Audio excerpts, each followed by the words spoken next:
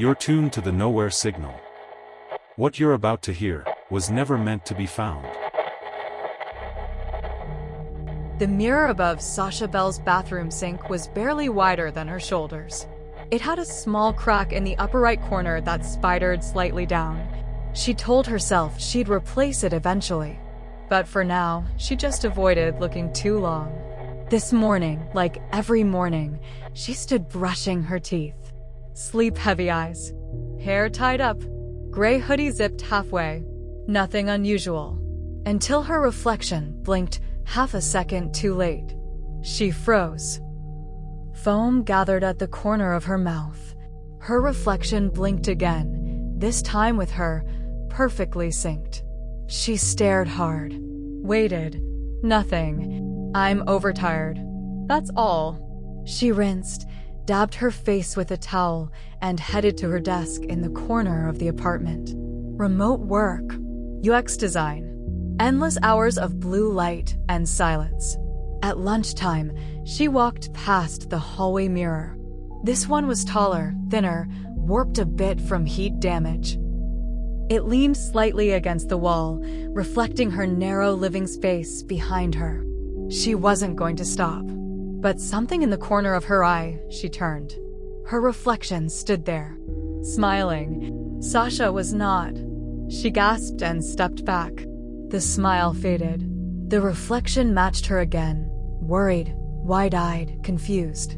She stepped closer. So did the reflection. She raised her hand.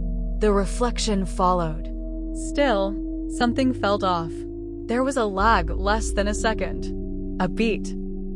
Not like a digital glitch. More like watching someone try to match her movements in real time and almost getting it right. She reached up and scratched her temple. So did the reflection, but with the wrong hand. That night, she covered the hallway mirror with a blanket.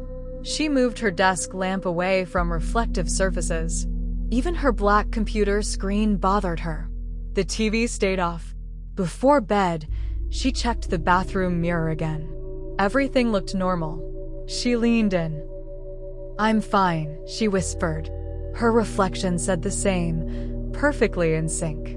Still, as she turned away, she had the distinct feeling that it had kept watching her even after she broke eye contact. By the next morning, Sasha had developed a new habit. She avoided mirrors entirely. She brushed her teeth with her eyes closed, kept the hallway lights off when she passed that covered mirror, used her phone's front camera only if absolutely necessary, and never for selfies. She told herself she wasn't afraid. She was just tired. But she hadn't slept more than 3 hours in 2 nights. Late that afternoon, while washing a dish in the kitchen sink, Sasha looked up. The window above the faucet reflected her silhouette. She turned her head slightly. So did the reflection.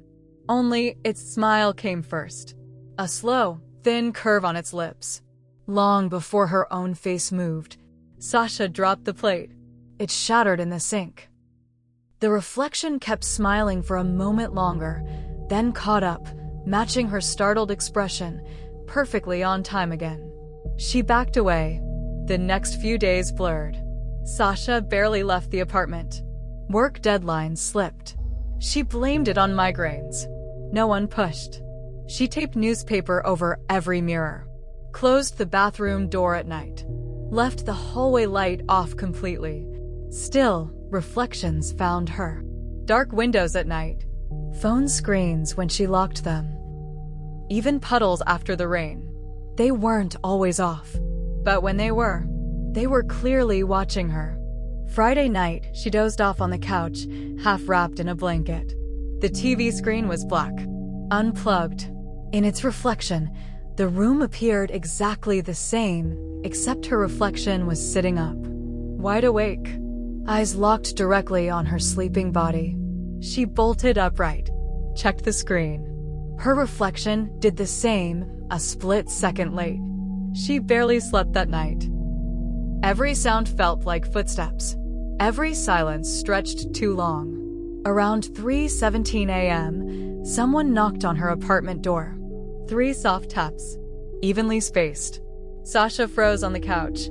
The knock came again. She crept to the peephole, heartbeat loud in her ears, looked through, and saw herself, standing just outside her door, head tilted slightly, expression blank.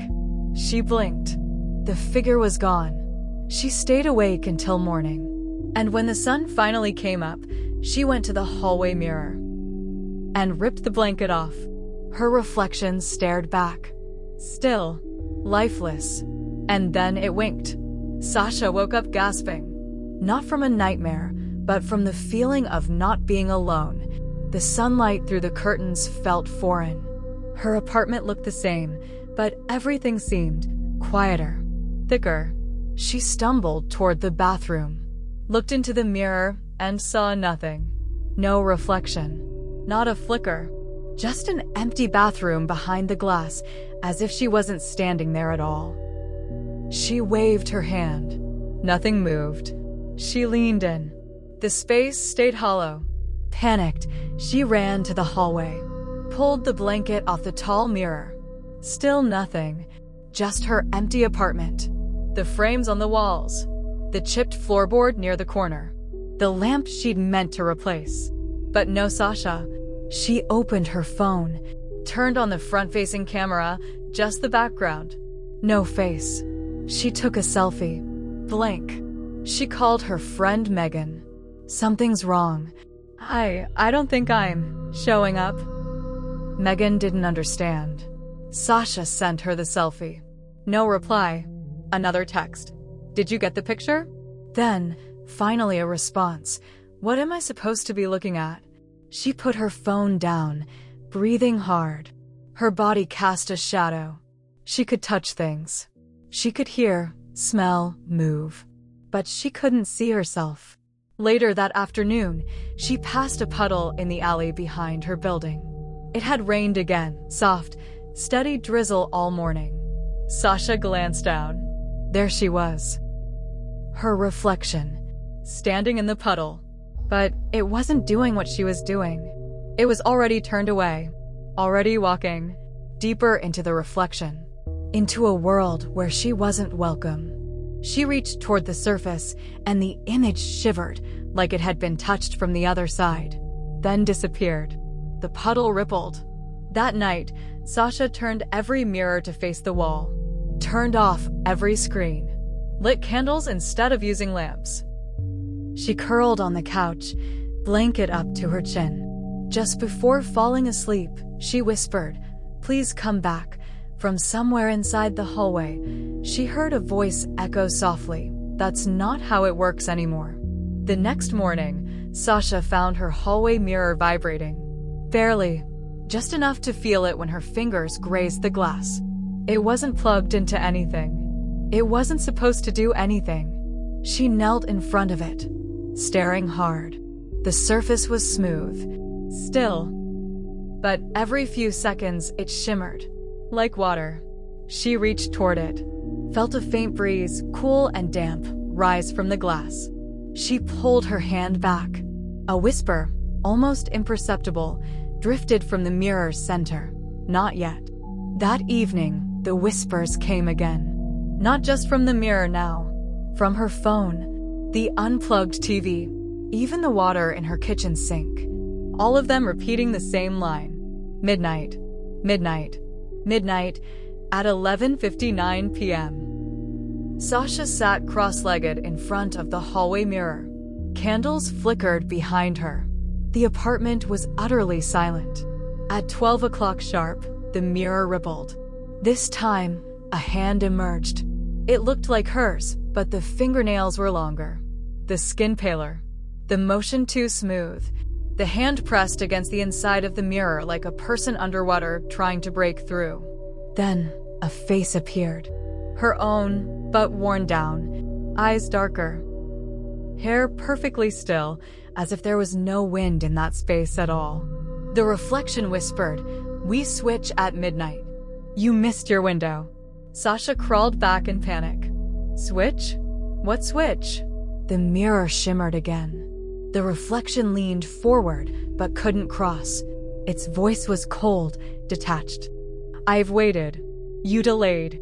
The cycle's broken. Sasha grabbed a candle and flung hot wax at the mirror. It hissed. The reflection blinked rapidly, then smiled. There will be no next time. Then the glass smoothed again. Solid. Still. Normal. She stared at her reflection now, perfectly aligned with her every move. Too perfect. No delay. No error. But something was wrong. It looked satisfied. She reached up and scratched her cheek. So did the reflection. With the wrong hand. Sasha didn't leave her apartment for days. Not because she was scared, but because she couldn't be sure she was still herself. When she turned her head, she sometimes saw the world move a half second after. Her voice felt disconnected in her own throat. And every time she blinked, her heart jumped, wondering if the world around her would stay the same. One afternoon, she got a call from her boss.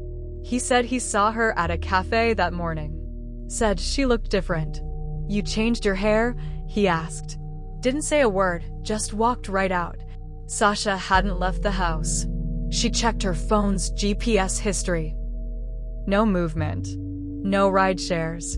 Nothing. But her calendar had a new entry. Mirror meeting. Completed. She hadn't added that. She met Megan in person to prove she still existed. They sat at a diner with mirrored tiles on the back wall. Megan's eyes kept shifting like she was looking at Sasha's reflection more than Sasha. You feel off, Megan said. Like I'm talking to your echo. Sasha stared into her water glass. The reflection inside stared back. But its eyes were slightly to the left of hers. And it was smiling. By the end of the week, the people around her were forgetting her name. Someone called her Sarah. Someone else called her Shauna.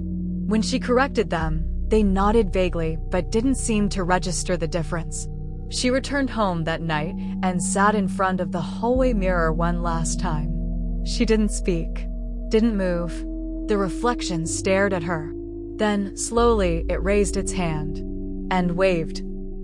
This time, Sasha didn't wave back. Instead, she stood, walked to her bedroom, and pulled out the old hand mirror her grandmother had given her years ago. The glass was slightly warped, but untouched. She held it up. No reflection. Just a soft hum, like something asleep behind the glass. She walked to the hallway mirror, lifted the hand mirror to the surface, and pressed them together. The moment they touched, the hallway mirror shattered outward, shards falling like rain.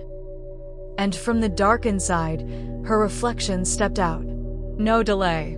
No smile. Just a quiet nod. They stood facing each other. Then Sasha stepped into the glass. Into the other side. The reflection looked around the apartment, adjusted the sleeves of its shirt, and whispered to no one, "You'll like it better here. No one notices anything anymore." Then it smiled, perfectly in sync, and closed the curtain on the mirror. The nowhere signal will return tomorrow. Until then, sleep light.